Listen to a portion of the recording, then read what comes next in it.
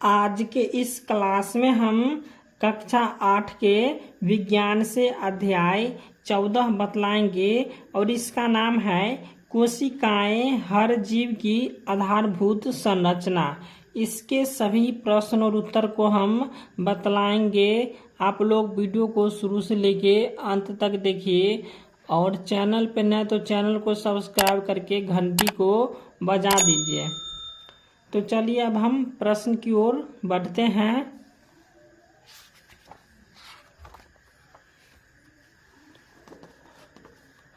तो यहाँ पे पहला प्रश्न है आपका, खाली स्थान को भरिए। तो यहाँ पे खाली स्थान को भरना है। तो यहाँ पे क में लिखा हुआ है सूक्ष्मदर्शी एक विशेष यंत्र है जिससे सूक्ष्म जीवों एवं कोशिकाओं को देखा जाता है। उसके बाद ख में है कोशिका सजीवों की संरचनात्मक और क्रियात्मक इकाई है। उसके बाद ग में है कोशिका झिल्ली और केंद्रक कोशिका के भाग है। कोशिका झिल्ली और केंद्रक क्या है? कोशिका का भाग है। उसके बाद घ में है कोशिका भित्ति पादप कोशिकाओं में पाई जाती है। उसके बाद अंग में है कोशिका की खोज जो है सो रॉबर्ट हुक ने की।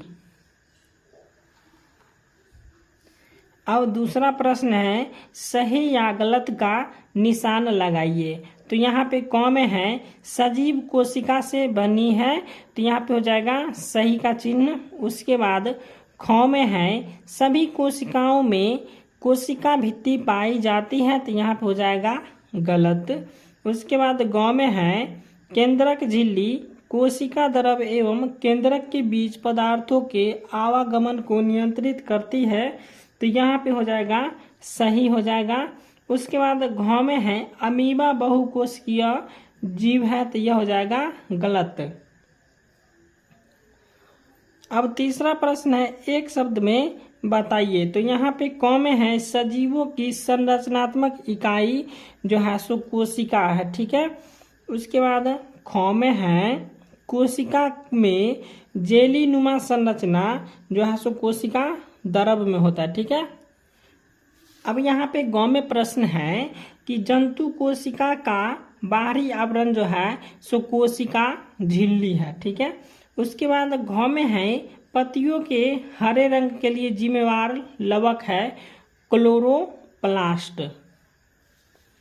उसके बाद अंग में है कोशिका द्रव के बीच खाली संरचना है, यहाँ पर हो जाएगा रिक्त का। खाली संरचना हो जाएगा रिक्त का। चलिए अब यहाँ से प्रश्न और उत्तर है, ठीक है। चलिए इसको हम बतलाते हैं।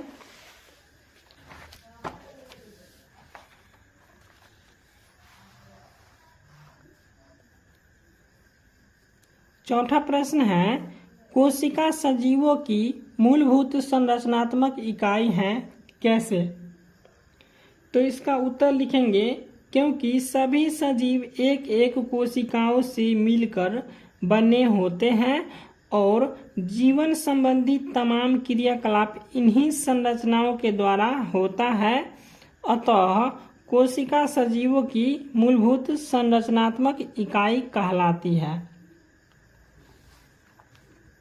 उसके बाद पांचवा प्रश्न देखिए। पांचवा प्रश्न है जंतु कोशिका का नामांकित चित्र बनावे। चलिए इसको हम बतलाते हैं, किताब में ही है। तो ये हो गया जंतु कोशिका, ठीक है। इसका क्या करना है? नामांकित चित्र बनाना है। तो यहाँ पे ये हो गया जंतु कोशिका, इसका क्या कीजिएगा आप चित्र बना लीजिएगा, ठीक है। ये हो गया जंतु कोशिका।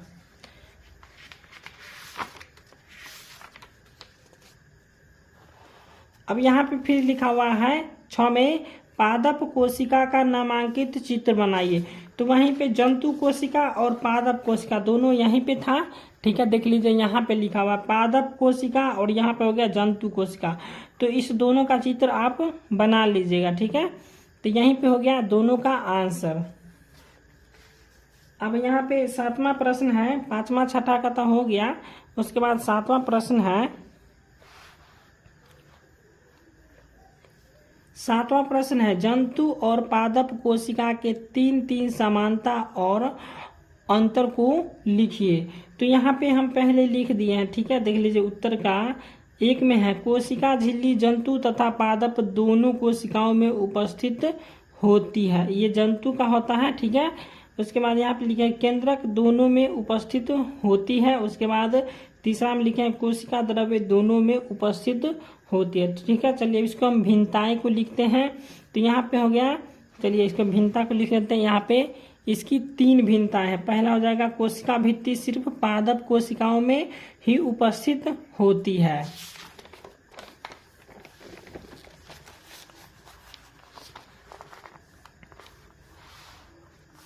उसके बाद 2 में है क्लोरोप्लास्ट भी सिर्फ पादप कोशिका में ही उपस्थित होती है। उसके बाद 3 में हो जाएगा जंतु कोशिकाओं की रिक्तिका छोटी होती है परंतु पादप कोशिकाओं की रिक्तिका काफी बड़ी है। तो ये हो जाएगा 7 का आंसर। चलिए अब हम 8 को बतला देते हैं।